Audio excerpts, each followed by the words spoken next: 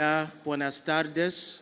We are going to be beginning right now, so just a quick reminder, if you do not already have your headsets, please grab them quickly and let's settle down so we can begin.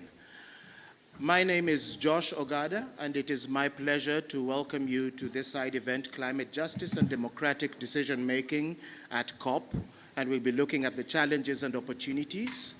I'm here welcoming you on behalf of the Voices for Just Climate Action, which is an alliance of civil society organizations bringing together 4 very strong Southern civil society organizations, namely Fundación Avina, Akina Mama wa Africa, Slum Dwellers International, and South-South North, in partnership with WWF Netherlands and HIVOS, and we are here developing the program under the rubric of the 5-year strategic plan, The Power of Voices.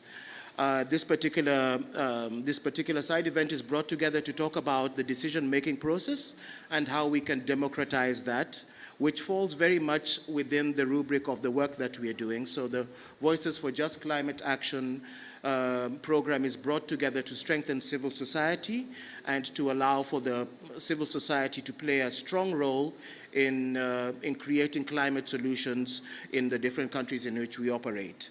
So our focus, and in terms of our strategic vision, is around mutual capacity strengthening. It's around movement building and agenda setting, as well as joint lobbying and advocacy. And it's specifically around the joint lobbying and advocacy around decisions that we are going to be discussing this today.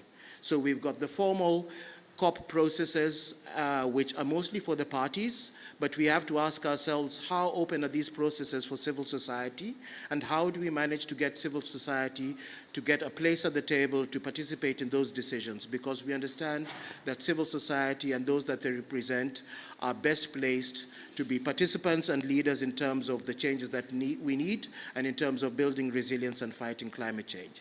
So at this point, just to kick off the agenda for this afternoon's discussion, it is my pleasure to welcome Paz González to set the scene and to get us rolling. Muchas gracias. Voy a aprovechar la traducción para hablar en castellano y creo que eso es un gran valor diferencial en estos eventos, que cada uno pueda hablar en su idioma. Esa es siempre una de las principales barreras que vemos a la hora de que las voces locales puedan participar en estos espacios globales. Como estaba explicando Josh, para Voces para la Acción Climática Justa, nuestra alianza, es sumamente importante poder democratizar los espacios de toma de decisión.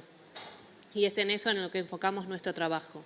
Trabajamos junto a aliados de territorio en distintos países del sur global, y lo que buscamos es poder promover y abrir oportunidades para que sean esas voces las que participen en las mesas de toma de decisión.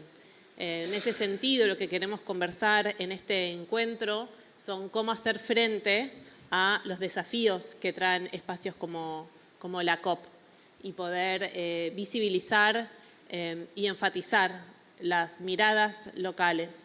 Y sobre todo, algo que siempre nos gusta resaltar es que no se trata solamente de que los actores del sur global participen en estos eventos y se acomoden y aprendan las reglas de los actores del norte, sino que por lo contrario debe ser un puente que una ambos mundos, ambas visiones, y que así como del sur aprendemos del norte, sobre todo que el norte empiece a aprender del sur.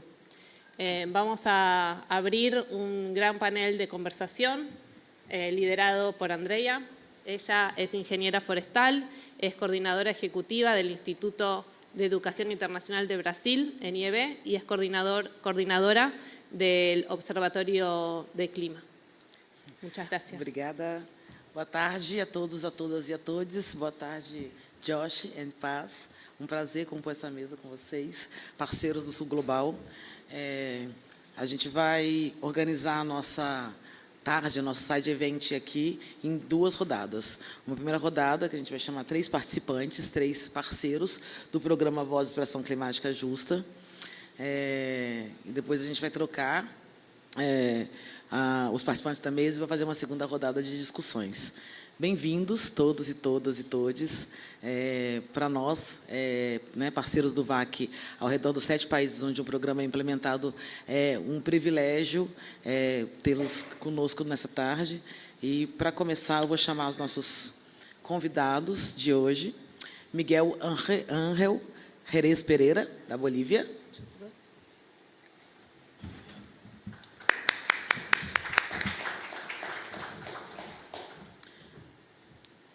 Sharon Mutende, do Quênia.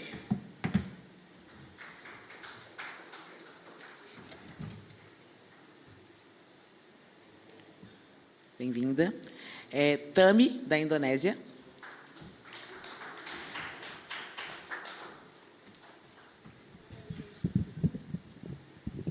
Muito bem-vindos. Para mim também é um privilégio poder falar na minha língua, como a Paz reforçou isso.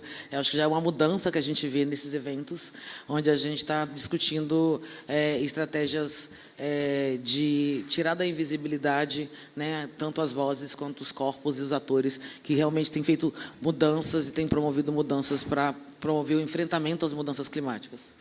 Essa é a nossa primeira rodada de perguntas, né? Eu vou primeiro apresentar os nossos participantes. O Miguel, ele é engenheiro ambiental, ele é ativista climático e secretário de monitoramento e avaliação na plataforma boliviana de ação sobre mudanças climáticas. Sharon, ela é ecofeminista panafricana e é coordenadora de política no grupo principal de crianças e jovens para o PNUMA e membro da secretaria do LCOI do Quênia em 2023. Muito bem-vinda, Sharon. E a Tami, da Indonésia, ela é gerente de campanha para o TAN e TU Indonésia, Floresta Indonésia, parte da coalizão COPI, mobilizando jovens para a ação climática na ilha de Nusa Tenggara, no leste da ilha da Indonésia. Bom, gente, eu gostaria de fazer uma primeira rodada, e aí vocês vão ter mais ou menos uns 3 a 4 minutos para poder responder. A primeira delas, eu acho que é o motivo principal dessa nossa mesa, é assim, quais as barreiras vocês específicas, como jovens, como mulheres, como lideranças, como povos indígenas, comunidades locais, vocês enfrentam ao tentar participar desses espaços globais de tomada de decisão em relação a mudanças climáticas. Eu acho que vocês têm bastante experiência em relação a essas barreiras. E, né, nessa mesma lógica, vocês também trazerem para nós um pouco quais as estratégias vocês consideram que tem melhorado essas barreiras, né? Como que vocês estão enfrentando, né? Se vocês têm dentro das suas organizações, dentro das experiências que vocês trazem, estratégias de enfrentamento. Uma delas, eu acho que a gente já comentou aqui, a própria língua, né? Essa barreira da língua e como que a gente pode estar superando, só como um exemplo que a gente, na prática, está colocando em prática aqui. Então, queria chamar para começar a nossa rodada, e eu pedir também para a gente prestar atenção no tempo. Miguel, quais as principais barreiras e as estratégias que você vem bolando para poder participar de forma efetiva desses espaços de tomada de decisão em relação a mudanças climáticas? Muy buenas tardes y gracias por la invitación. Respondiendo a la pregunta, creo que aquí nos damos cuenta que la mayoría o todos somos de diferentes nacionalidades, de diferentes regiones. Translator? Ok, voy a hablar un poco más despacio. Bueno, les decía que aquí estamos reunidos personas de distintas nacionalidades, de distintas regiones, por lo tanto, creo que es obvio mencionar que el idioma es una de las principales barreras que tenemos al participar en estos espacios. Casi siempre las negociaciones giran en torno al inglés, pero esto es una dificultad cuando traemos a una persona que representa a un pueblo indígena. Solamente en Bolivia, tocando el ejemplo, ¿no? Hay 36 naciones indígenas reconocidas por la Constitución Política del Estado. Hay 36 idiomas y, más el castellano, 37. Imagínense, tratar de que las 36 naciones solamente de mi país se quieran involucrar en los procesos de negociación. Otra de las dificultades sería que los temas que se tocan en la agenda de la COP, en la agenda global, no siempre están vinculados a los temas de las agendas locales. Nosotros sabemos que el cambio climático es un problema global, pero hay hay otros temas importantes en las agendas locales de los países que algunas veces hace que esos temas locales estén por encima de los temas de la agenda global. Entonces, si no buscamos un espacio de convergencia entre temas de la agenda local y temas de la agenda global, creo que no vamos a poder tener una participación efectiva en estos espacios de negociación. Muito bem, muito obrigada. Miguel, concordando com o Miguel, eu acho que se a gente pudesse, né, pegar os tomadores de decisão em relação às COPs e levar para dentro das comunidades, né, seria a melhor forma de explicar, de fato o enfrentamento que vocês fazem em relação às mudanças climáticas nos territórios de povos e comunidades tradicionais. Sharon, você pode contar para a gente um pouco quais as dificuldades e barreiras você tem enfrentado e quais as estratégias vocês têm bolado a poder fazer esse enfrentamento? Right. So for me, I work with women and youth in Kenya. So one of the barriers that we experience mostly concerning participation is usually the lack of resources.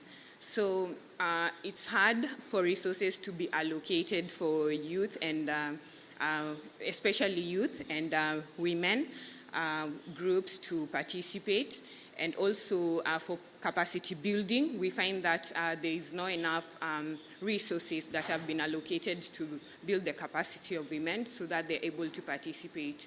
For example, if it's youth, you find that we are required to participate as volunteers mainly, and there's no facilitation. And for the women that I work with Indigenous Maasai community in Kenya. So you find there are different issues living in a very patriarchal society that some, for them to participate even in workshops, they need to get permission from their husbands for them to participate, which you find that, for example, there's a workshop that is going to teach them about the technical aspects of negotiation and policy processes. They may come in late, and some don't even come in at all because of the nature of the society. The other thing you will find that for technical capacity building, it's majorly, for women, it's majorly given to men in these communities. So you find that these women can only be called for workshops that generally gender focused. And when it comes to technical workshops, you find that the people who are mostly invited, the majority, probably 80%, you find only men. So this is a major barrier.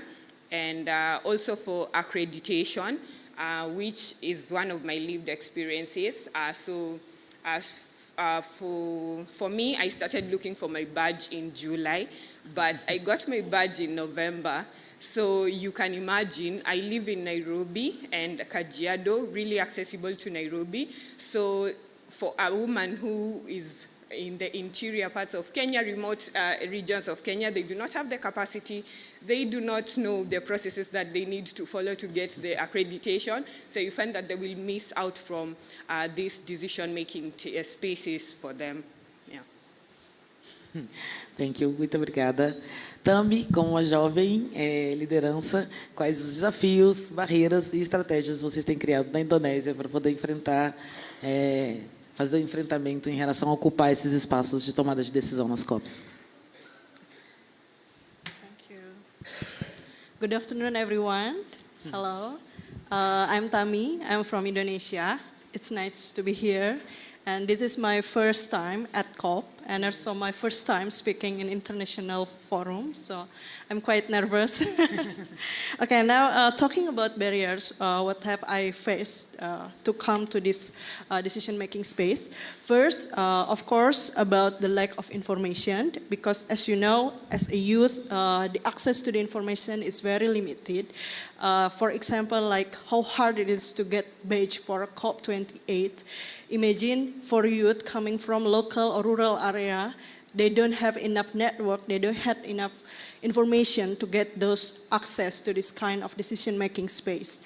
And the next barrier, I think the language, Miguel also mentioned about the language or the term that is usually used in this kind of decision-making space, sometimes it's not familiar or unfamiliar for us, even for me, someone who live in a big city, easy to the access to the information. Sometimes I really need to learn a lot what does it mean. So it would be much harder for my friends coming from rural or remote area, for example, in our project in eastern part of Indonesia. It would be much harder for them to understand what is in local context about loss and damage, what is just transition means. So the language or the term is used in this decision-making space sometimes it's difficult to understand for us. And the next barrier, I think, of course, about the resource or the funding, because over time, the cost to attain these global forums or the international decision-making space is increased and become unattainable for CSO. And the result is the exclusion of the CSO or some of vulnerable groups from this decision-making space.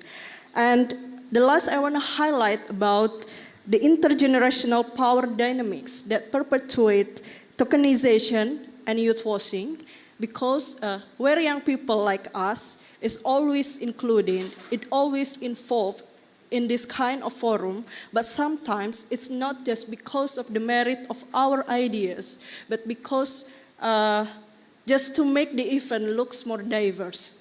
And even if we have an opportunity to talk or to engage with the senior delegates, sometimes they always expect us as a youth to bring a brilliant solution to the table, like how come we are as youth to have a big solution to these complex social political barriers that we have not been able to overcome.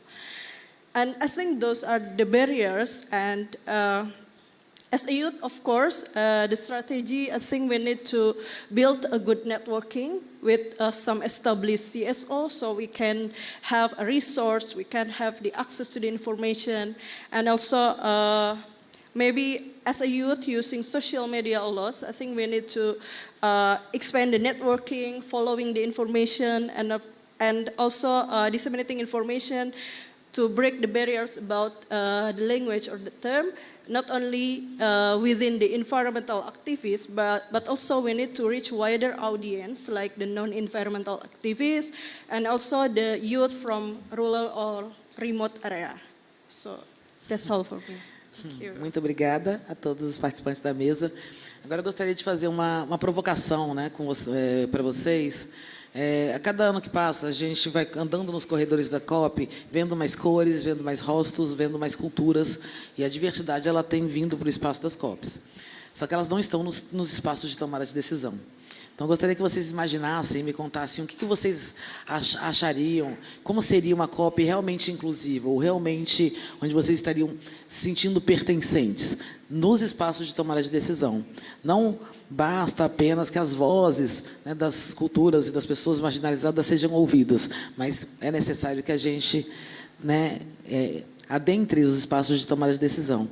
Então, a pergunta para vocês agora, que é bastante uma provocação, que é o que significaria uma COP onde realmente nós pudéssemos ocupar os espaços de decisão e o que precisaria acontecer, né, para que isso se tornasse uma realidade. Hoje a gente tem 80 mil pessoas aqui, talvez, né, nessa COP, e é super legal, é super interessante andar pelos corredores e ver, né, povos indígenas, povos e comunidades tradicionais, jovens e mulheres ocupando espaços dos side events. A gente está aqui fazendo capacitação, se conhecendo, se articulando, mas quando a gente vai para os espaços de tomada de decisão, continuam sendo, né, homens brancos ricos do norte global.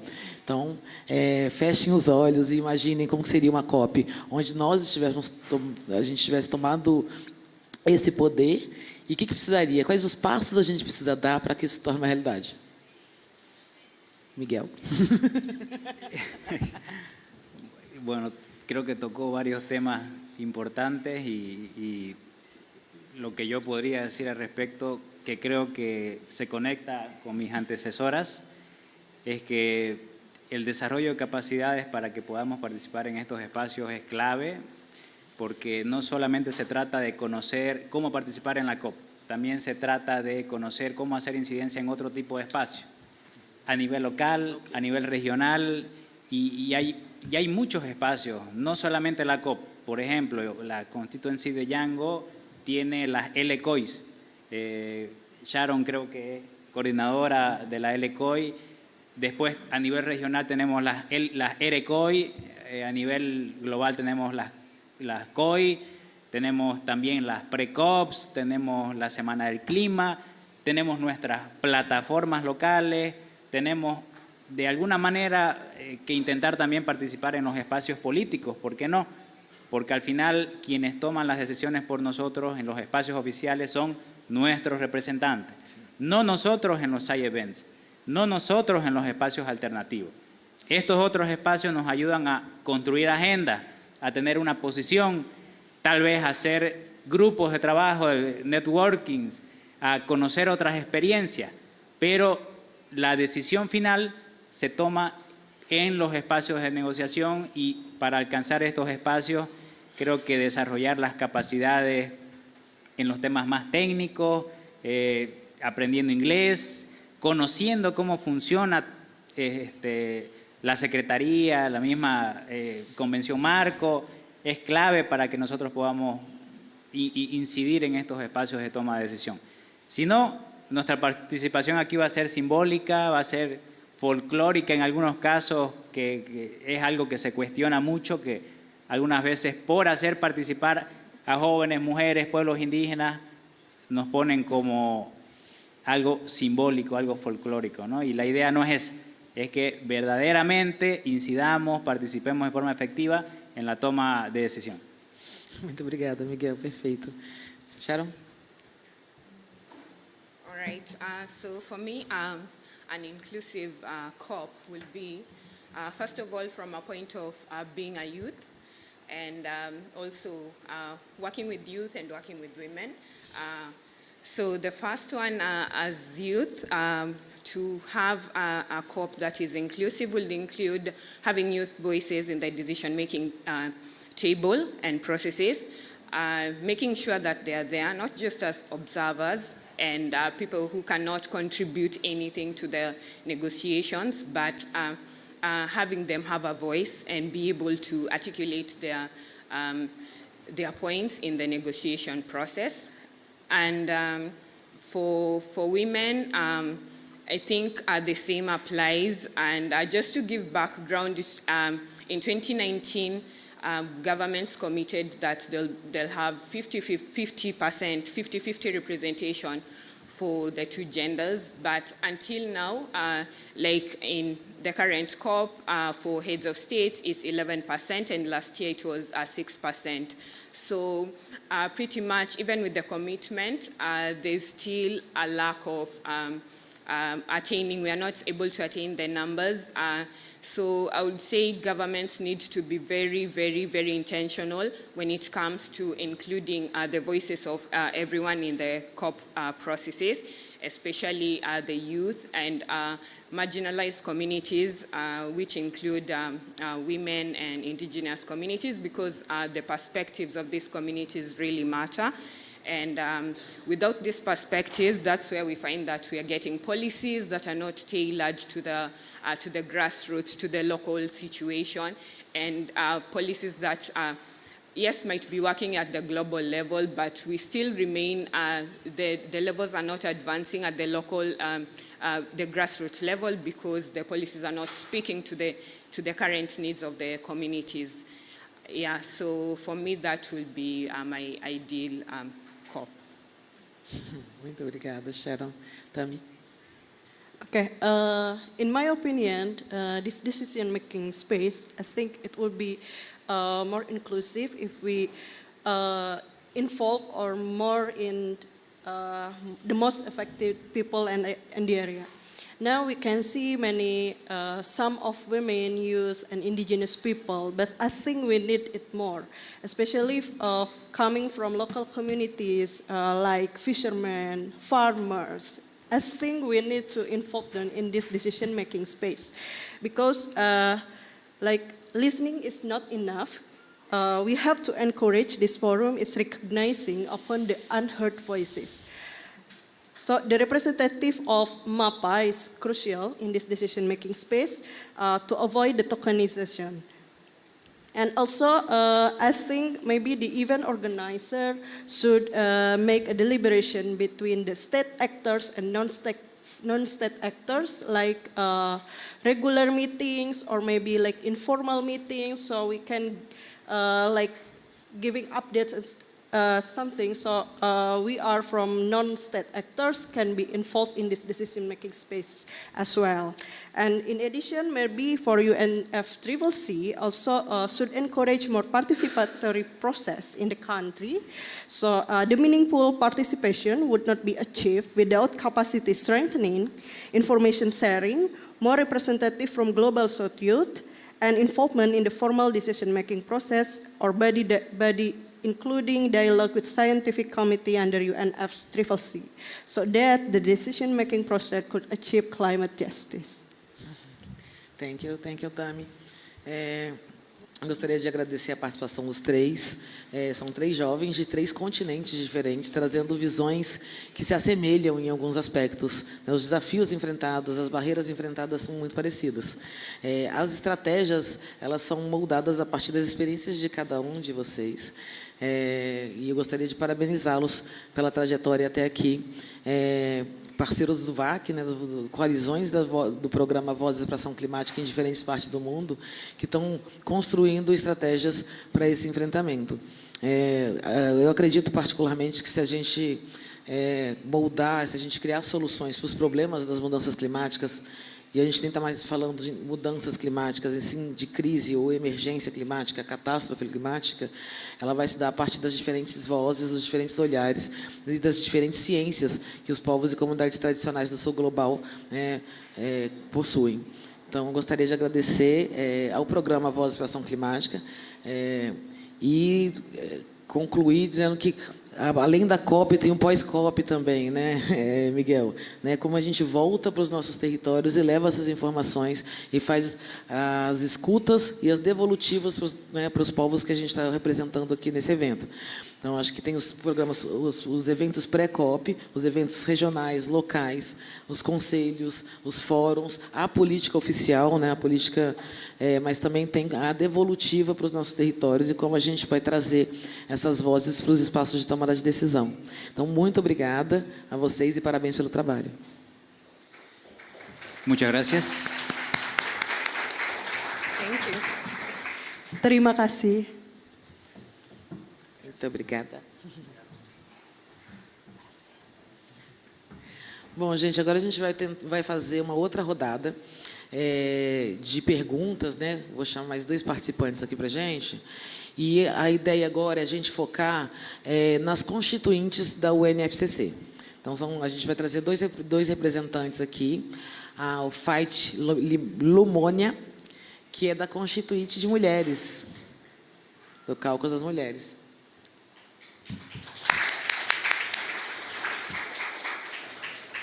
Bem-vinda, Fight. E a gente vai chamar agora o Zé Bajaga Purinã. O Zé Bajaga Purinã, ele é coordenador da Federação das Comunidades Indígenas do Médio Purus do Brasil, uma liderança indígena brasileira.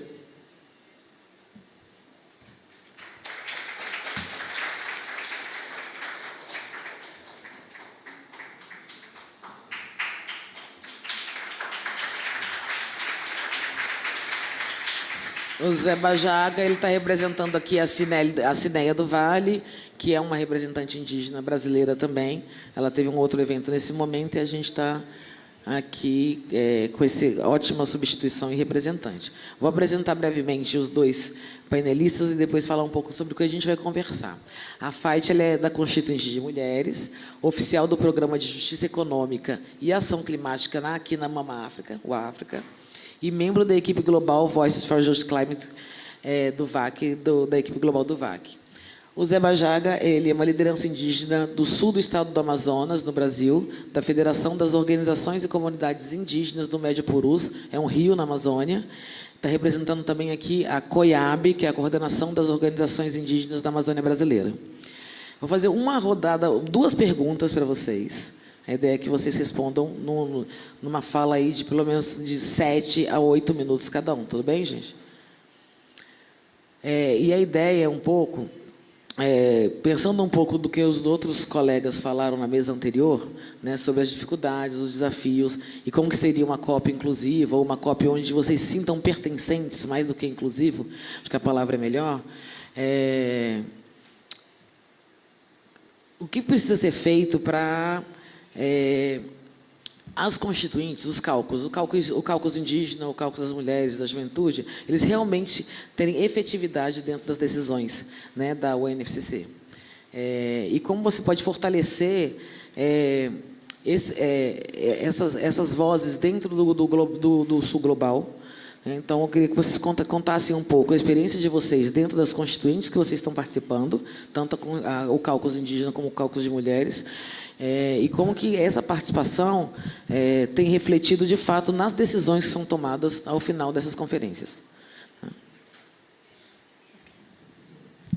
Thank you. Começando pela...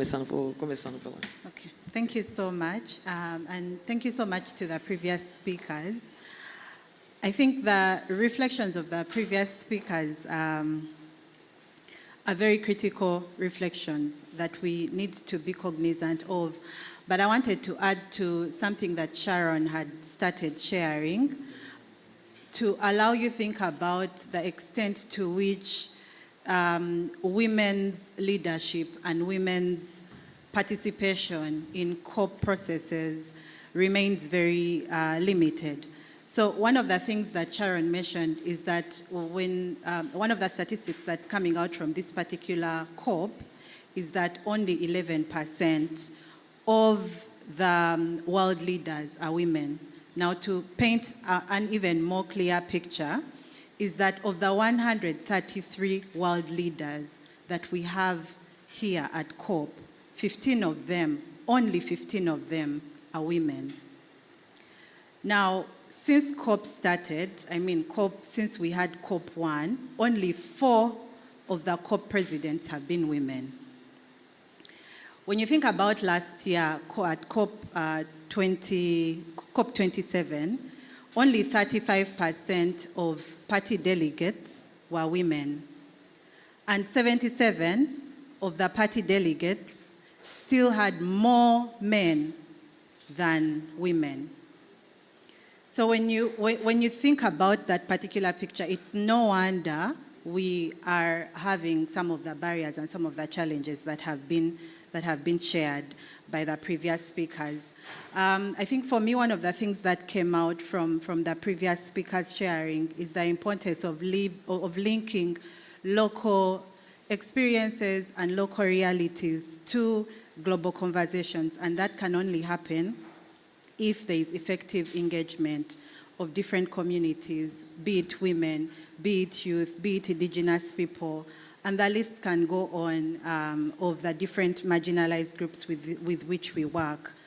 But also, I think another thing that stood out for me is recognizing the role that resources play in facilitating our participation. And we live in a neoliberal world. We live in a capitalist world. All the resources are held by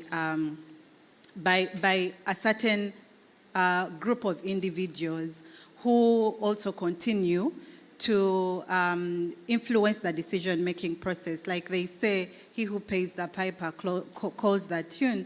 We see that, again, continuously, there's fewer resources available to facilitate the participation of critical groups.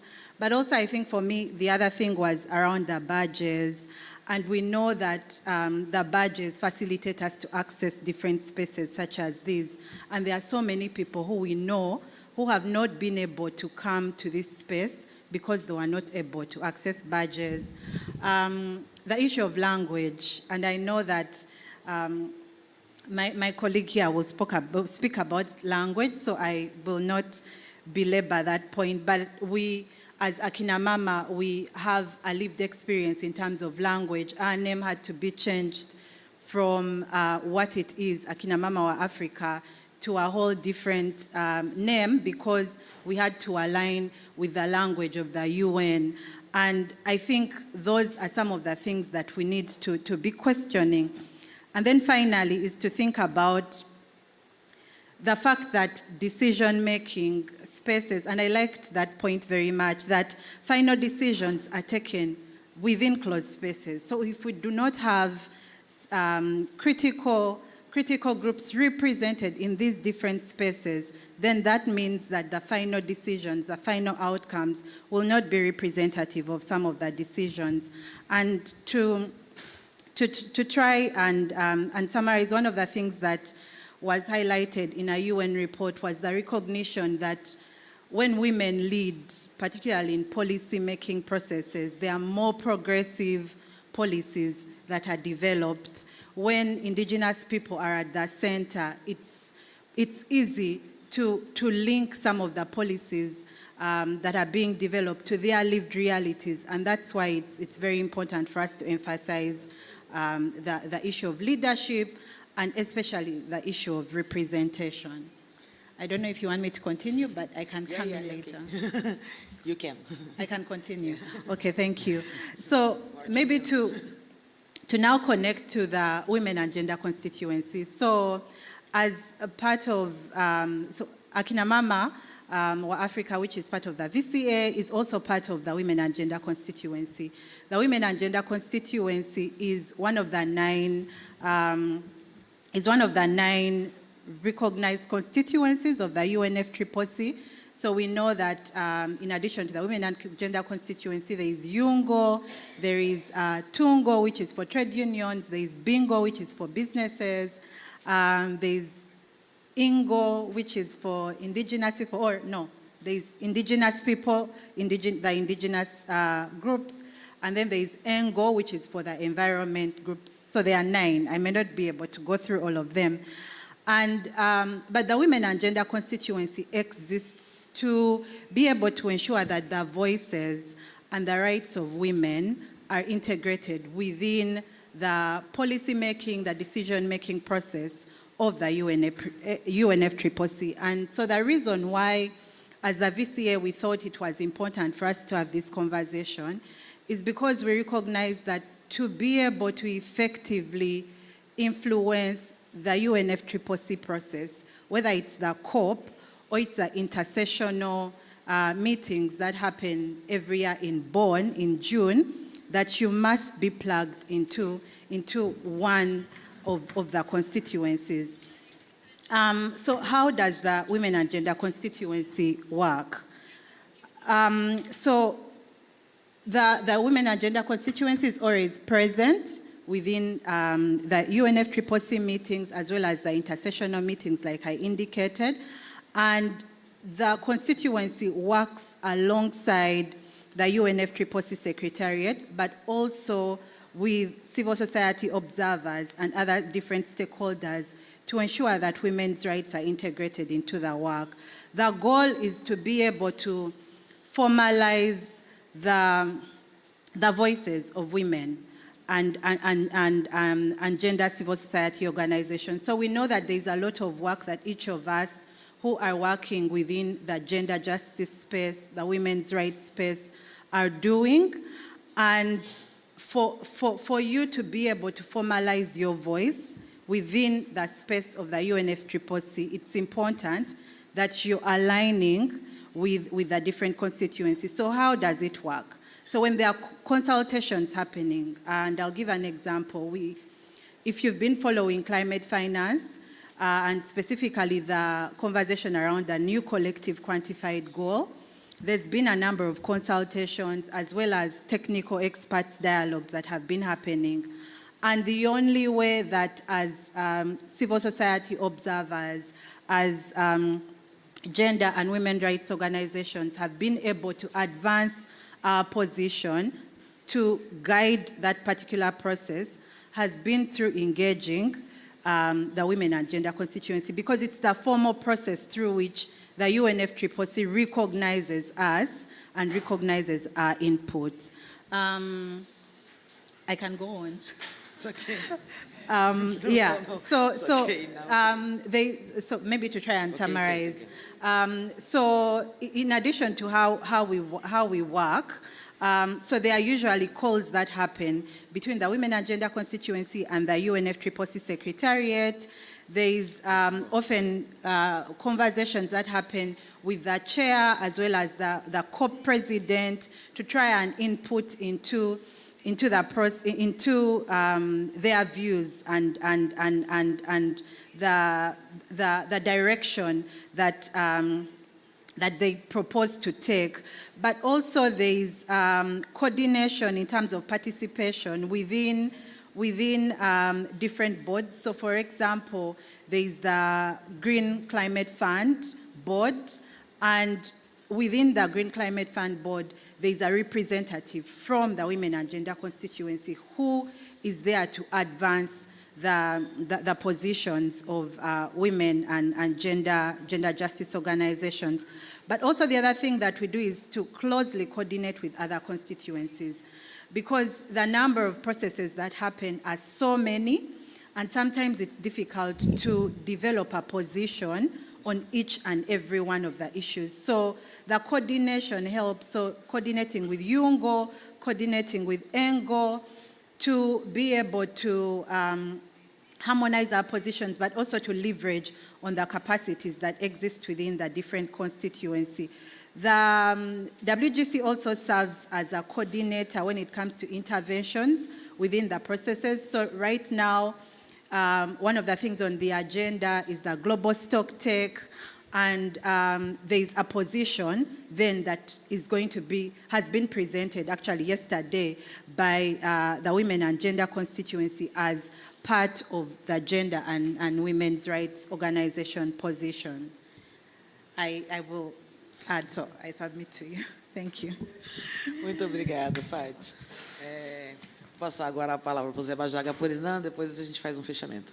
Zé Bajaga, como você acha, qual a importância você enxerga nessas constituintes e plataformas, e como você acha que elas podiam incidir para uma COP mais inclusiva, e assim, a partir também de como essas vozes do Sul Global, dos diferentes países do Sul Global, podem estar mais conectadas? Waikani de Maniacuri, Awanka, Angite, Bajará. Bom dia, boa tarde a todas e todos aqui presentes. É muito importante a gente estar aqui tentando um pouco daqui representar aqui a Ciné. É difícil, né? Porque é uma grande guerreira. Mas quando nós assim vemos no cálculo sobre tudo o que vem acontecendo no meio de nós, dos povos indígenas, e principalmente ao longo do tempo dos acontecimentos, das nossas lideranças, que a maioria éramos homens, e hoje, no Brasil, as mulheres estão tendo uma pegada de a gente estar convidando para que tenha, no mínimo, 50% das mulheres, e vocês verem que as mulheres hoje, no cálculo, e aqui na COP, elas estão quase paritárias com nós, homens. Mas, quando nós vemos, olhamos pelo lado, que os espaços que nós temos e que nós não temos tomada de decisões, nós só somos propositórios, nós só podemos dar algumas ideias que nem no final das contas não são levadas a sério. E quando nós olhamos para dentro do nosso território, para dentro de um território vasto e grande, e ver que grande parte das pessoas, grande parte dos povos, nós somos quase 300 povos indígenas, fora grande parte dos autônomos que as pessoas chamam de isolados no Brasil. E quando nós vemos que poucos de nós, dos povos, estão aqui na COP e que não têm a oportunidade de estar aqui, e principalmente dentro das aldeias mais distantes, porque tem aldeias que numa distância de 10 dias de viagem da cidade mais próxima, e isso se torna difícil. E quando se fala, nós falamos de mudanças do clima aqui no Cáucaso e trazemos para cá, para a COP, isso deixa a gente cada vez assim, me deixa na base, que não está sabendo de nada e que deixa triste, e que vê as mudanças do que vem acontecendo lá dentro do nosso território, onde a gente tenta preservar a qualquer custo, e vê o que vem acontecendo nesses últimos tempos, no Amazonas, principalmente, como todos sabem, esse ano foi um dos anos que teve uma grande seca na nossa região, que nunca tinha acontecido, e antes não passava mais de que 10 dias sem chuva. E hoje passa até 40, 50 dias sem chover, e isso para a gente é de uma vasta extensão, assim, que a gente fica preocupado. E quando a gente vem, nós que temos a oportunidade, principalmente alguns de nós que temos a oportunidade de estarmos aqui no cálculo junto e fazendo as proposições, colocando as ideias de como poderia ser, e quando vemos que nada disso que a gente vê é colocado e levado totalmente a sério pelos líderes mundiais. E eu estava conversando com algumas amunahé, algumas mulheres indígenas, e nós sentados e fizeram uma questão antes de vir para cá, assim, fizeram um questionamento. Na verdade, disseram, esse tal da COP 28, que acontece, é um fórum de mudanças climáticas, e tem um fundo que é colocado para ver se compensa algumas coisas, mas faz uma pergunta, se tivesse condições de fazer aos líderes, qual seria o dinheiro que pagaria a vida de um filho que se perdeu por causa das mudanças do clima que os países mais desenvolvidos tá causando ao planeta. Será que teria algum fundo no mundo que teria condições de pagar tudo isso? Mas já que continua, que continua, eles vão continuar fazendo, e quero colocar esse fundo para que possa ser um tipo de compensação que acha que possa compensar, que pelo menos coloque de fato um recurso que de fato a gente possa aqui tentar preservar mais e poder guardar nossas terras das pessoas, dos grandes fazendeiros, dos grandes agricultores, dos grandes invasores que querem, a fina força, tomar tudo de nós, porque é da terra que nós sobrevivemos, é da terra que viemos, da terra que sobrevivemos. E sem terra, para nós vivermos, para nós plantarmos, para nós morarmos, nós não somos nada. E se esse planeta é uma mensagem que, se esse planeta entrar em colapso, como já está entrando, às vezes estamos dizendo emergência, isso já passa, já está virando um colapso mundial, porque está afetando não só os lugares que poluem, mas está afetando em todos os lugares. E quando nós falamos do cálculo, a importância, isso é importante, porque alguns de nós podemos trazer a nossa voz para poder mostrar, para poder ver algumas pessoas que possam ouvir de todos os outros países que sofrem até mais do que, por exemplo, nós que estamos lá no Amazonas, no Rio Purus, bem distante. A cidade mais próxima são consideradas cidade no meio da floresta. E aí, se nós lá já estamos sofrendo esse impacto, imagina as pessoas que vivem mais próximas desses países desenvolvidos e que vêm tentando a todo custo acabar com o nosso planeta. Obrigado. Peregari. Muito obrigada, Pai Xé. Acho que né, tanto o Zé Bajaga quanto o Faz trazem para a gente, que essas plataformas e constituintes têm que ter um papel para, além de incidir, não apenas sugerir, né? Então, a gente tem que... as vozes têm que ser escutadas, mas têm que ser escutadas como? Né? Como uma incidência real ou apenas como um pitaco, uma sugestão? Eu acho que esse é o caminho que a gente tem que traçar. É a partir do momento em que, né, esses espaços eles sejam realmente espaços onde, né, os povos e comunidades tradicionais do sul global possam ser protagonistas, possam ser não só beneficiários. Eu acho que todos esses povos estão cansados de serem só beneficiários, receberem ajuda, receberem, né, auxílio, receberem informação. Tem uma deputada federal indígena no Brasil que ela tem falado bastante nos seus discursos que nós temos que mulherizar os espaços, né? Que a gente tem que não só vir para esses espaços, nós já estamos na COP, nós estamos aqui, mas a gente tem que trazer não só as vozes, o jeito de sentar, o jeito de comer, né? A gente acaba se adaptando, né? E a gente não gosta muito desse termo de adaptação, inclusive aos jeitos de fazer, né? Os jeitos de sentar numa mesa, os jeitos, né, de negociar. E a partir do momento que essas plataformas consigam, e essas constituições consigam incidir, eles vão mudar, inclusive, os jeitos de negociar. Né? A gente quer ocupar espaços que são constituídos com um jeito hegemônico, com um jeito, né, patriarcal e colonialista. Então, inclusive, olhar para as formas como esses eventos são feitos, como, né, as falas são feitas e como que a gente vai poder transformar isso e trazer... de verdade, diversidade de jeitos de negociar para esses espaços.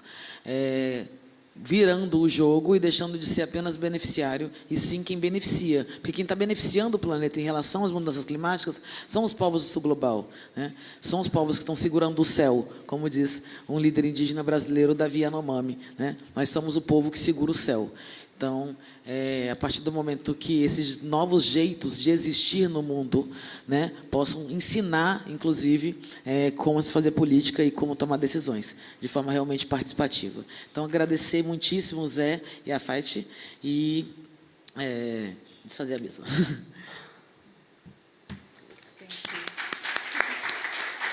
Agora, acho que eu vou chamar a Paz, novamente, e o Josh. Ah, verdade. Perdão, gente. Me perdoem, fiquem, voltem, desculpa. Mil perdões. A gente gostaria de abrir agora para sugestões, perguntas, dúvidas, pitacos, ideias. Uma rodada de três perguntas, bem rapidinhas. A gente vai abrir 5 minutinhos. Tá? Então, tanto as perguntas quanto as respostas eu pedi que sejam bastante breves.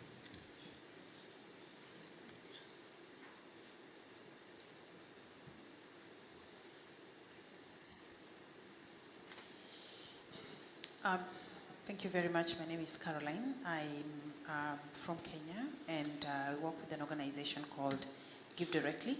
I'm really listening to the sentiments of the young people here about their representation in COP. I think for me is coming with a radical suggestion, because like she said, he who pays the piper calls the tune. The people in the developed countries who are plundering the planet are speaking because the planet is generating resources for them. It is time for those resources to be taken down to the indigenous people so that they can reclaim the lands where they're living, so that biodiversity can be reinstated. The situation in the Amazon is worrying. The situation in Congo is worrying. The situation in Mozambique in the Gorongosa forest is worrying. And that's because of actions in places too far away from them. They don't even understand what climate devastations, the climate change. When you talk climate change in these rooms, they don't know, they don't understand it. And you can hear from Brazil, they're asking, what are you going to be compensating for? Are you going to be compensating for lives that are lost? I think that it is time that resources are put in the hands of people living in the communities that are facing devastation, whether that is mitigation, adaptation, or loss and damage, because those who are plundering the climate, the world and the planet, may not know what needs to be done to restore the Amazon. It is the people who live in the Amazon who understand what it means to get those nice feathers. They are the people who know which trees need to grow in the Amazon. They are the people who know what pollution of the water in the Amazon means and what it means in terms of their existence. Let's channel resources to these people. Put the power in their hands by allowing them to take control of their communities, to reclaim their communities. At Give Directly, we send transfers directly to people living in poverty. And today, as we speak, we are sending money to people in Malawi to reclaim communities that have lost biodiversity as a result of climate change. It's them who know what to do.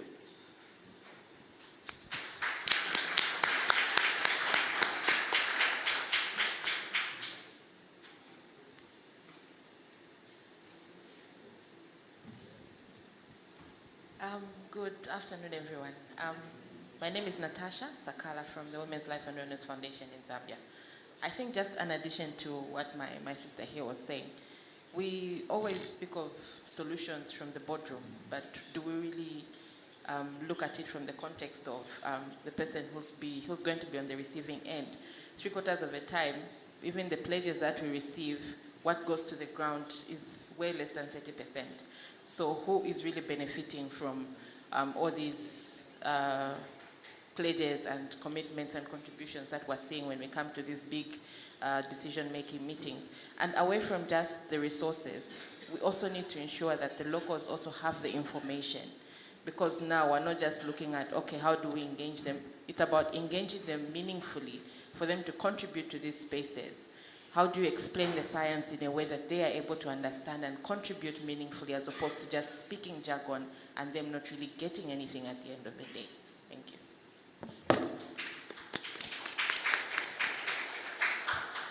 Mais uma.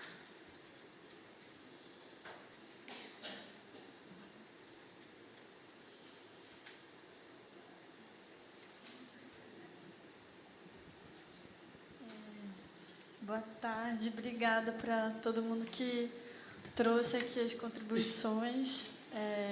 Super rico o debate. Sou Marta, venho lá do Brasil, parceira aqui do VAC.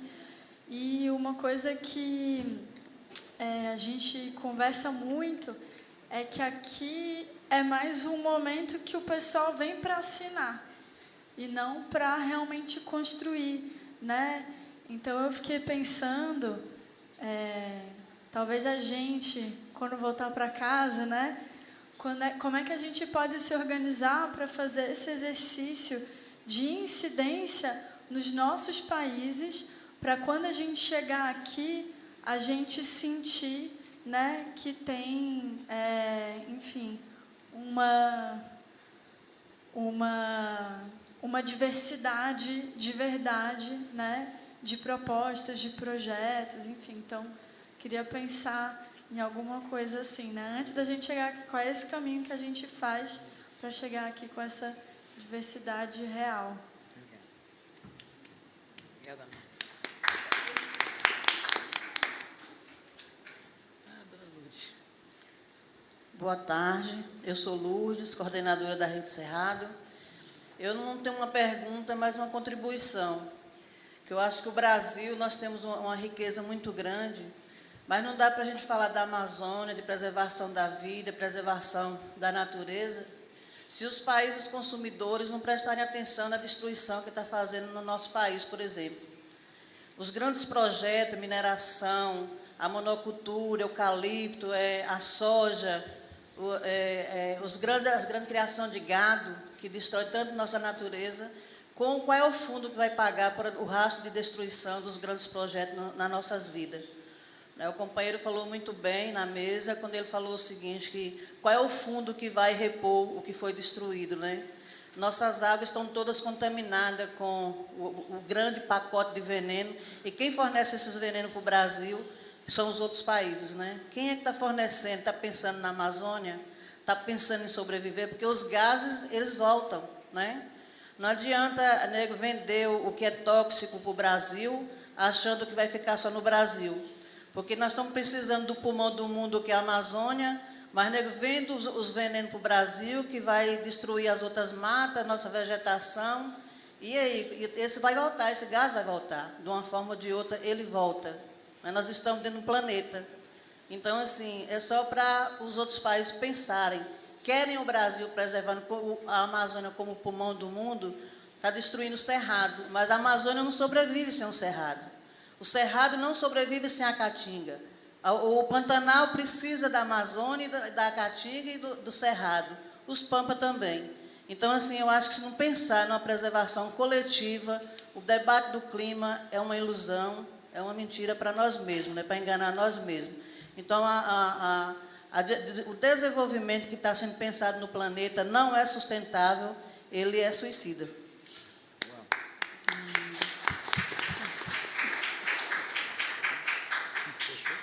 Eu queria agradecer agora, sim, a Faith José Bajaga, aproveitando também para pedir uma salva de palmas para os palestrantes.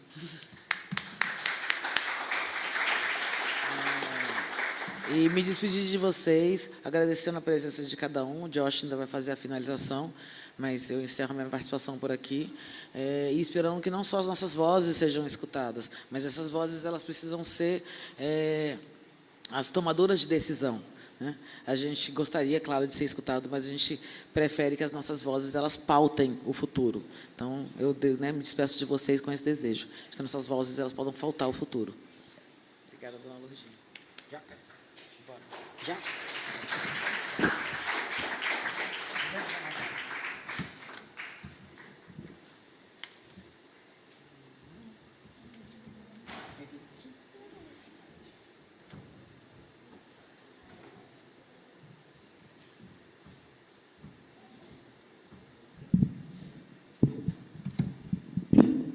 Bueno, espero que hayan disfrutado los paneles. La verdad que muy interesante poder escuchar en primera persona y aprender sobre los desafíos y cómo dar frente a esas situaciones. Quisiera ahora presentar a nuestra siguiente panelista. Ella es Lina Dabag, es Senior Policy and Engagement Lead de los Climate Champion Team desde el 2022. Sí, adelante, Lina.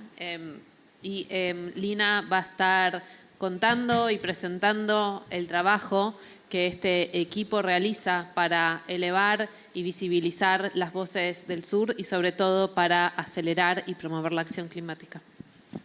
Muchas gracias, Paz. Hi, everybody. I'm going to speak in English. It's really a privilege to be here with all of you. And thanks for the nice introduction. I mean, first of all, maybe just to share, I've been with the Champion team for a year and a half, and before that, I worked 8 years for the Climate Action Network. So I really know what the struggles are, like for people to be here, for people to come here, for what it takes, for civil society to be in the room. And then for the last year, I've been working for the Champions on engagement. I mean, I have a nice title, but what does it really mean? For me, I do work on engagement of Indigenous people and civil society, for the Climate Champions. Many people don't know what the Climate Champions are doing, so I think I'll start with that. The Climate Champions, we have 2 of them, and they were appointed by parties, to bridge, really. They have a mandate, to bridge, what non-state actors, so all of you are actually, doing, and, bringing that to the international process to show, really, what is needed. So it's actually quite a tough job, because there are many non-state actors, so there are business, cities, Indigenous people, women, youth, so you name it. And I think what has been really a privilege and was quite unique is that this year we have a high-level champion, her name is Her Excellency Razan al-Mubarak, which I've been working with very closely, and she really put the issue of inclusion on the agenda. It's a shared agenda with the COP28 presidency and leadership, but she really has done a lot of work to promote the knowledge and the wisdom that comes from Indigenous people, to promote the need for inclusion, and within the leadership. And I'll just share a couple of things on what we have been doing over the course of the year. But I think really like from the understanding that I have, like from having worked with her very closely, is that yeah, it's not out of, I think like we heard it like from the youth, it's not like in a tokenistic way, it's not out of like spirit like we want to be patted on the back for it, or it looks nice. It's really like a necessity, and I think like for this COP, like it's an even bigger necessity, because like we're having a global stock take. We're actually like talking about implementation now, and we are seeing like we are not like on the right path, and we have like the window like of like where we are really like in the crisis of the climate crisis is that the solutions are shrinking. Like we don't have like many solutions left actually like to stay on track for 1.5, and I think like there are many people like who are promoting false solutions here, and I think that is why we need you. This is why like indigenous people need to be at the table. This is why women need to be at the table, because unless like decisions are being made like with the people who will be impacted by climate change, I think like we'll be like finding solutions that really work. So I think this is why like we have been trying hard like to do inclusion, and obviously like it's not enough. Like so whatever I will tell you, like we'll be saying like really like 150 rooms for indigenous people, like that's definitely not enough. Like, and we know that, but yeah, I mean, let me start by maybe sharing like what we have been doing, and then we can also hopefully still have a little bit more time like to brainstorm on what can be improved going forward. But just saying like this is why really like there is the genuine understanding and desire like to put people at the front of the solution that the high-level champions are promoting. So can jump my first page already. So as I already said, like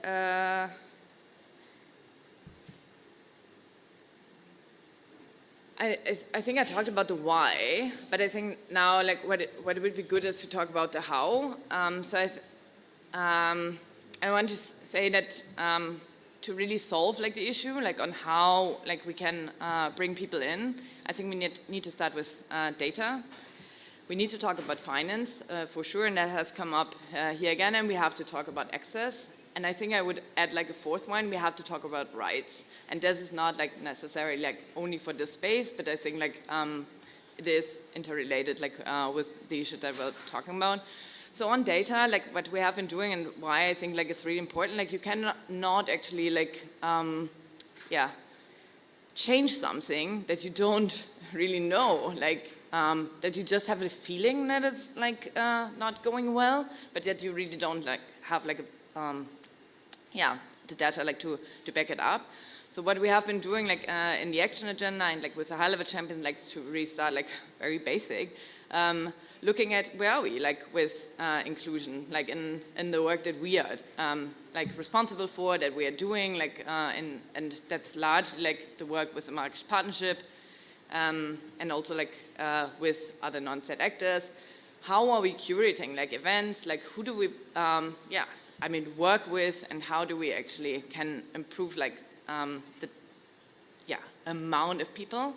And I think that sounds like tokenistic in the sense that if you just look at the numbers, it won't work. But if you don't look at the numbers, it won't work either. So what have we found? Like we found actually like by just putting like an objective there that we cannot have like just male panels, let's say, people will become much more deliberate, actually, and also building relationships. So Her Excellency Razan came in, like, at the beginning of the year, and she was like, we need to put indigenous people, like, at the forefront of the work that we are doing. And I was like, oh my God, I don't know many indigenous people. And I haven't worked with indigenous people. But then actually, like, you start, like, to think about, okay, why do we have to put indigenous people at the forefront? And, like, that creates, like, a thinking process. So it really, like, I mean, having, like, goals and, like, some objectives that align, like, with your vision is really crucial. And then, obviously, like, to measure, like, what you're doing. So that's on better data. So what have we found? actually we're not that off track, like just looking at the event that we have been curating at the COP so far, and we obviously are still in the process, like to deliver, but at least like from across like the team that has been helping like the champions like to organize like the different things that we are organizing, like we have quite good gender balance, and actually that's yeah, because other champions already had like a policy in place, and I think also because of really great work of the gender constituency who was mentioned before, there's a gender action plan here that we can rely on. We don't have that in the action agenda. We don't rely actually like on measuring like women participation in the action agenda, which is something that we have to do in the future, maybe hopefully with a mandate in the next 5-year cycle of the high-level champions.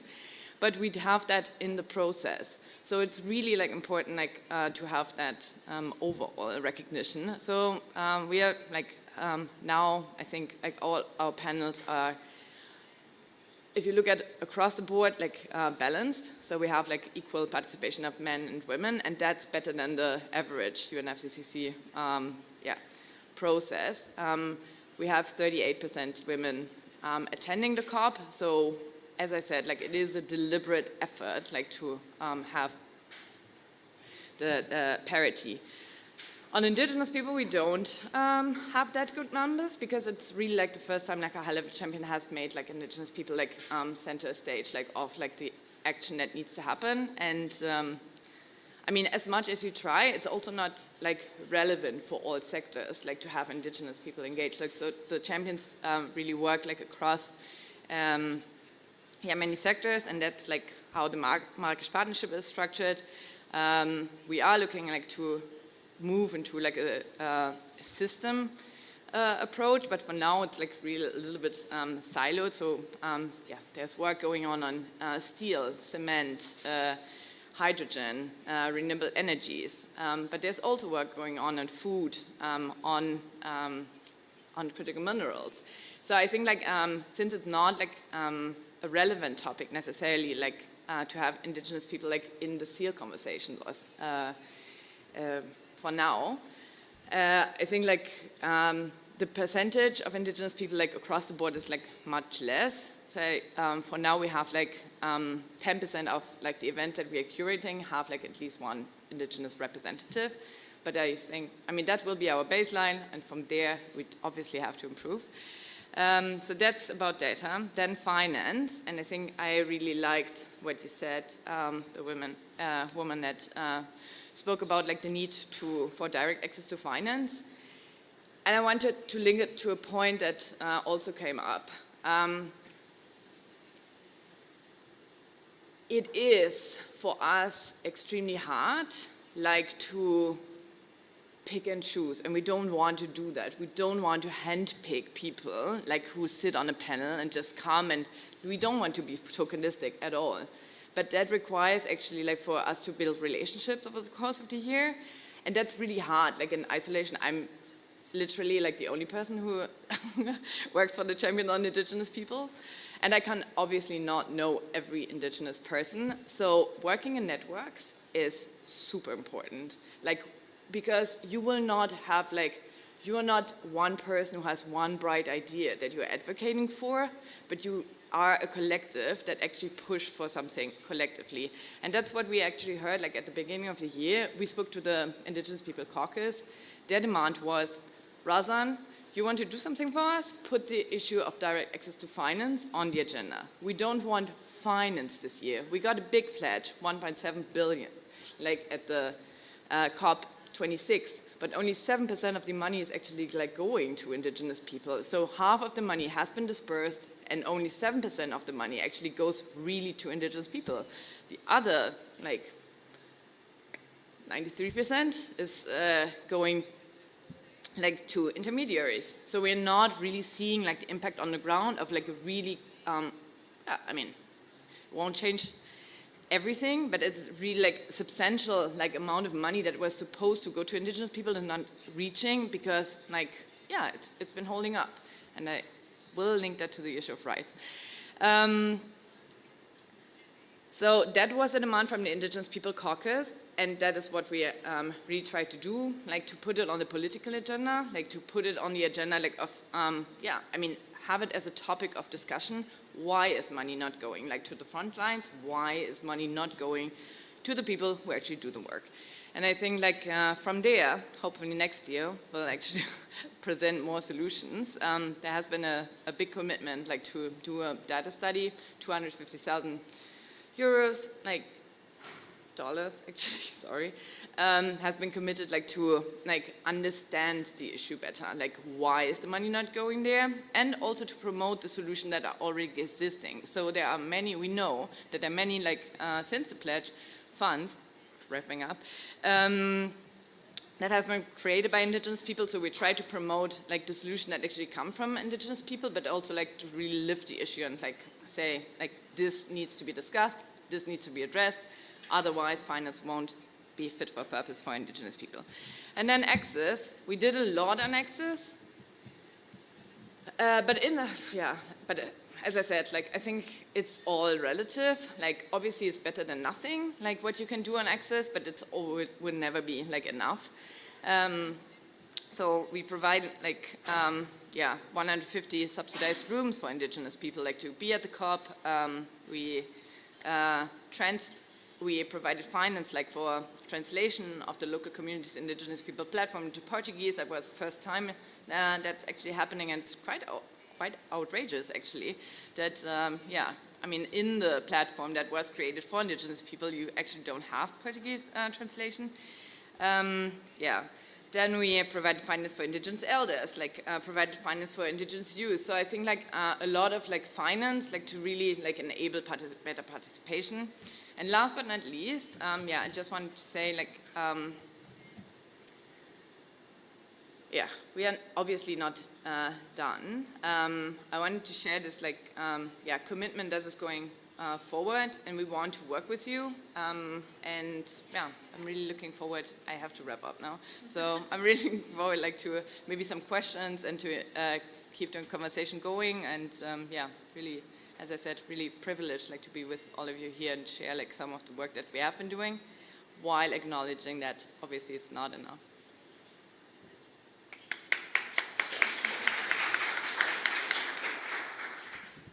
Muchas gracias, muchas gracias, Lina. Para nosotros, dentro de Voces para la Acción Climática Justa, es sumamente importante poder generar, como vos mencionabas, alianzas, coordinaciones con otras iniciativas que tengan una mirada en común, ¿no? Tenemos una mirada en común, que es justamente elevar desde la sociedad civil hacia la política, hacia las tomadoras de decisión, con apoyo de líderes como es la Climate Champion, Razan, y eso es justamente lo que queremos promover. Y en ese sentido, y para continuar con el trabajo conjunto, quisiera invitar a Estefan Galbao de Engaya Mundo a que pueda... Estefao es una aliada de Voces para la Acción Climática Justa de Brasil, que junto con sus colegas estuvieron trabajando en el desarrollo de una declaratoria y mensajes para el Climate Champions Team, y nos va a presentar brevemente de qué trata la declaratoria.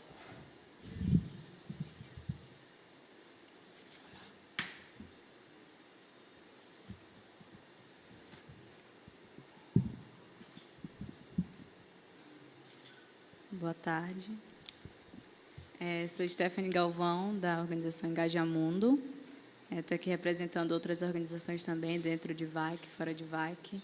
Então, nós trabalhamos na construção de uma carta, na qual fala da perspectiva da juventude brasileira, né, e as diferentes formas de incidência.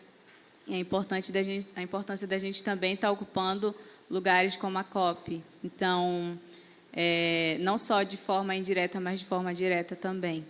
A gente está caminhando para uma COP no Brasil e a gente vê a importância disso, né? Então, da juventude também estar construindo espaços como esses, e a importância da juventude também pelo fato de que ela está de frente por essa crise climática, enfrentando isso diariamente e lutando também dentro dos seus territórios e outros lugares.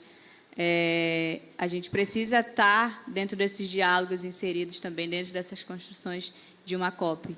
Então, essa carta que a gente quer entregar é falando muito disso e trazendo um pouco dessa nossa visão, desse trabalho que a gente já vem atuando e dessa luta que a juventude está cada vez mais se inserindo.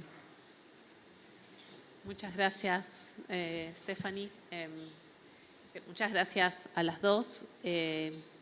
Y estamos a 10 minutos de que nos echen literalmente del salón, pero quisiéramos tener un panelista más. Pero si hay alguna pregunta, antes de pasar al último panelista, podemos tomar quizás alguna pregunta cortita, si hubiera en la sala.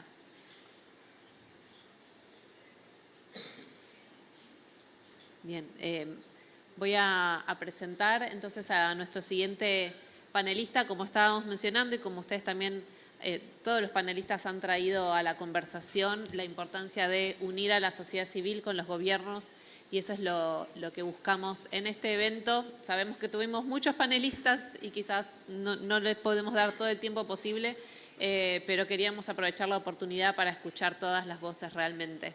Es por eso que quisiera invitar al panel al honorable Twambi Mutina, de Zambia. Denme un segundo. Ahí está.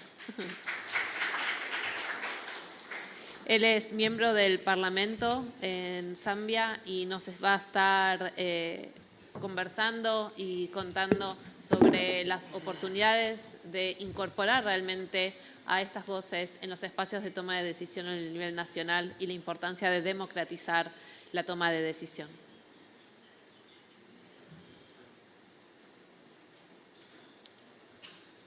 Well, thank you so much. Allow me to, first of all, recognize the presence of our Speaker of the National Assembly, who is also here. Maybe you can just wave your hand. Yeah, so Zambia decided to come with its gender constituency. So we came with our speaker, and who is a female speaker, so we are proud of her. Just to comment, I think a lot has been said in terms of how we would want to see democracy and climate change to be intertwined. As you may be aware, we cannot talk about climate change without adequate democracy. And in my discussion, I want to focus on the role of Parliament in the climate change. You might want to know that parliamentarians across the world, particularly in the Global South, they've not been very critical in championing decisions that are made at the COP.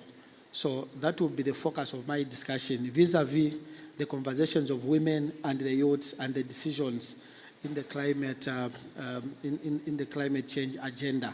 So when you look at the various COPs that have been taking place from time immemorial, this is the first COP that there is real democracy, because for the first time, the parliamentarians across the world, particularly from the Global South, they've managed to come up with a parliamentarian pavilion for the first time in the history of the COP.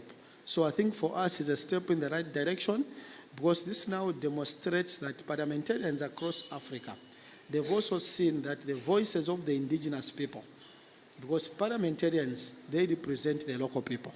So when everyone is talking about the indigenous people, the question is, who represents the indigenous people? Because we might be using the word indigenous in a very vague arrangement. Now, parliamentarians, they come from the lowest levels of community.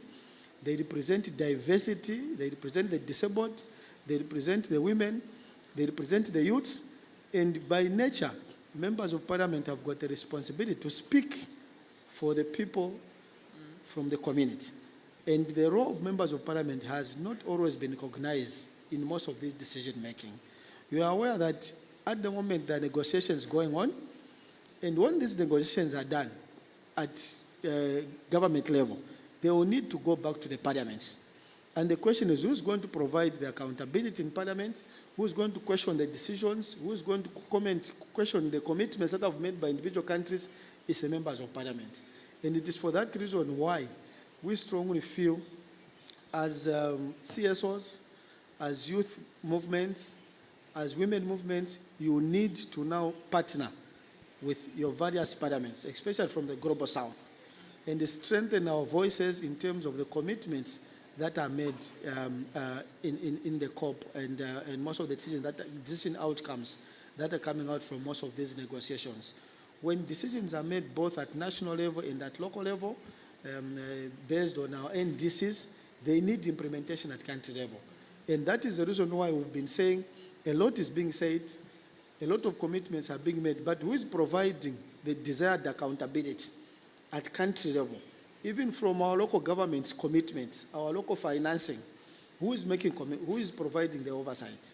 Some of the loans, financing which is in form of loans, financing which is in form of grants, who is providing the accountability? And the parliaments have got the sole responsibility at country level to provide that kind of oversight. But what has been lacking over a long period of time is the ability of the members of parliament, the capacities of members of parliament. And we feel this is a very good space that is giving members of parliament the right information, the right knowledge as to question our governments, the right knowledge as to question the emitters of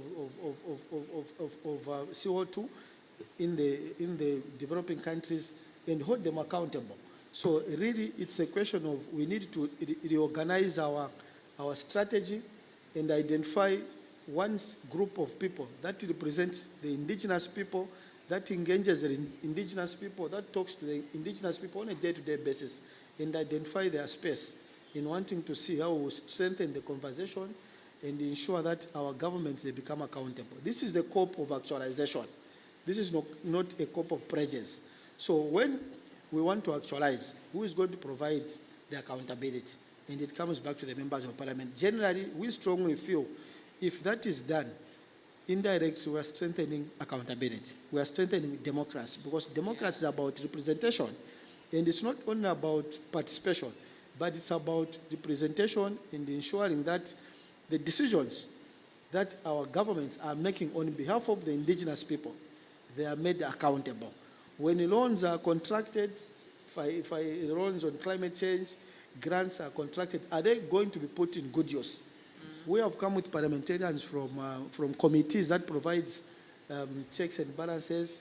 There are committees that provides, that ensures that governments spend their money in the right way, because the same monies we are getting, they are also being abused by some of the governments. So who has that responsibility is parliamentarians. So I thought I needed to bring this perspective and demonstrate that in order to build democracy, we need to think and identify the role that parliamentarians also play in ensuring that climate financing, climate change, and the decisions at the COP, they are embedded in ensuring that we strengthen democracy. Thank you so much.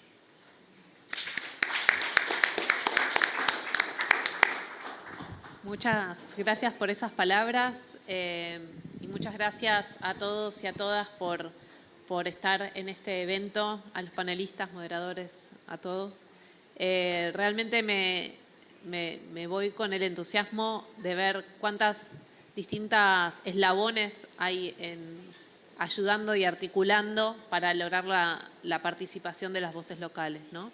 Desde el territorio, desde las ONGs territoriales, desde las alianzas que buscan articular escalas más grandes, desde la UNFCCC, los países, el Parlamento. Vemos distintos espacios y distintas personas, todos trabajando por el mismo objetivo y con la misma mirada. Así que quiero agradecer nuevamente y con esto ya ir cerrando el evento. También, ¿por qué no agradecer a la UNFCCC, a la Convención, por haber permitido este espacio, este salón y esta hora y media para que podamos conversar? Así que bueno, muchas gracias. Josh, por favor. Thank you very much. With barely a minute to go, I have the task of closing this and saying lots of thanks to lots of people. Normally after a session like this, I'm very tempted to sing, but I will spare you the indignity of listening to my voice. But I do recall the words of one of my favorite songs. It says, people hearing without listening. And if you talk about the democratization of decision-making spaces, I think We've heard from our various speakers the structural issues that exist, the socio-economical issues that exist at global level, but also at national level, and how we need to overcome those barriers. We have also heard about the intersectionality. It's not just about, when you talk about these groups, what about the intersectionality within those groups, and making sure that all possible voices that need to be at the table are represented. So if we talk about democratization of decision-making spaces, we need to talk about democratization of participation as well. And I think those points have been well made. At this point, I would like to thank our speakers, the various speakers who spoke to us today. We had Zay, we had Faith, we had Tammy, Sharon, Miguel Angel, Lina, Steffi, Honorable Tuambi, Tammy, Andrea, and Paz. Thank you very much for guiding us through the afternoon. And because we are operating in a trilingual space, we can't not thank our wonderful interpreters for making sure that listening and speaking was democratic as well. Last but not least, and to close off, I think the most important people to thank are all of you participants who filled this space, who actively participated and went on this journey with us. We thank you very much and look forward to engaging more on this topic. Thank you so much and have a lovely afternoon, everybody.